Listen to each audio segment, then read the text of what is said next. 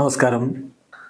Kareem Benzema Saudi അറേബ്യയിൽ അസംതൃപ്തനാണ്. അദ്ദേഹം അവിടം വിടും, യൂറോപ്പിലേക്ക് മടങ്ങും എന്നൊക്കെ കഴിഞ്ഞ ജനുവരി ട്രാൻസ്ഫർ വിൻഡോയുടെ സമയത്ത് വലിയ വാർത്തകൾ വന്നിട്ടുണ്ടായിരുന്നു. ഒടുവിൽ അദ്ദേഹം ട്രാൻസ്ഫർ വിൻഡോ ക്ലോസ് ചെയ്തപ്പോഴും അൽ ഇത്തിഹാദിൽ തന്നെ തുടരുകയായിരുന്നു. ഇപ്പോൾ അൽ ഇത്തിഹാദിനായിട്ട് AFC ചാമ്പ്യൻസ് ലീഗിലൊക്കെ അദ്ദേഹം കളിക്കാൻ ഇറങ്ങുന്നു.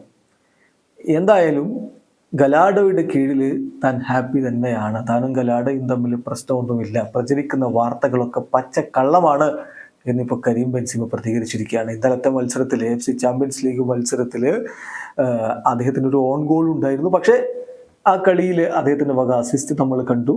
ഏതായാലും കരീം ബെൻസീമ ഇന്നലത്തെ കളിക്ക് ശേഷം പറഞ്ഞിരിക്കുന്നത്, എനിക്ക് ഗലാഡോയുമായിട്ട് യാതൊരുവിധ പ്രശ്നവുമില്ല. എല്ലാവരും പറയുന്നു എനിക്ക് യൂറോപ്പിലേക്ക് തിരികെ പോകണമെന്ന്. അതൊരു പച്ചക്കള്ളമാണ്. I am happy at al Ittihad എന്ന് വളരെ കൃത്യമായിട്ട് കരീം ബെൻസീമ പറയുന്നു. എന്തായാലും ഇനി അടുത്ത സമ്മർ ട്രാൻസ്ഫർ വിൻഡോയിൽ വീണ്ടും ഇത്തരത്തിലുള്ള വാർത്തകൾ കേൾക്കുമെന്ന കാര്യത്തിൽ തർക്കമൊന്നുമില്ല.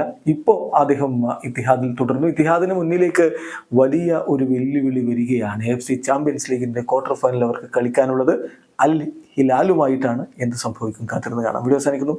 ഫുട്ബോൾ ലോകത്തെ കൂടുതൽ വിശേഷങ്ങളുമായി റാഫ്റ്റോക്സ് എത്താം.